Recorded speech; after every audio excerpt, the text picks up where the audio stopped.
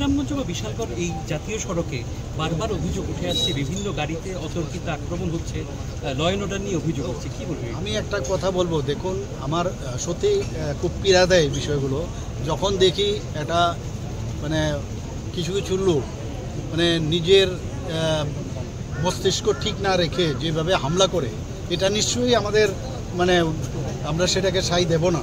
Police কিন্তু কাজ করে, পুলিশ কিন্তু ইমিডিয়েটলি অ্যাকশন নেয়। সেই জায়গায় আমরা এর আগেও বিশ্রামগঞ্জে একটা ঘটনা হয়েছে, প্রায় 17 জনের মতো অ্যারেস্ট হয়েছে। তো এখন কেউ যদি করে আপনি কোথায় কোথায় আপনি আটকাবেন?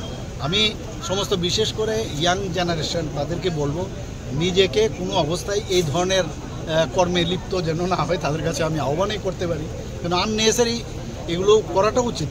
ওই রোডে পুলিশের বাড়ানোর পুলিশিং তো আছে, অলরেডি টহলদারি আছে, তবেই তো ধরা পড়ছে আসছে, কিন্তু তারপরে এগুলো তো অনেকটা বাইপাস হচ্ছে, রাস্তা বড় হচ্ছে, সব জায়গায় তো প্রতি 1 মিটার অন্তর অন্তর 2 মিটার অন্তর অন্তর তো পুলিশ দেওয়া সম্ভব নয়। তো এখন তো আমরা প্রযুক্তিকে ব্যবহার করে আমরা চেষ্টা করছি, অনেক কিছু আমরা ধরছিও, কিন্তু মেইন হচ্ছে যে আমি কতটুকু সচেতন, আমি একজন মানুষকে আমি আঘাত করব, এখন আমার বোঝা উচিত যে এটা উচিত কিনা। এইগুলো তো একটা অ্যাওয়ারনেসেরও বিষয় আছে, অনেকের এই বিষয়ে জ্ঞান অর্জন দরকার, শিক্ষা দীক্ষারও বিষয় আছে। শিক্ষা দীক্ষা শুধু পুঁথিগত শিক্ষাবিদ্যা নয়, যে তাকে এই বিষয়ে জানা উচিত যে আমি যদি এই কাজটা করি এটা ঠিক নয়, আমার উপরও তো একদিন সেভাবে আঘাত আসতে পারে।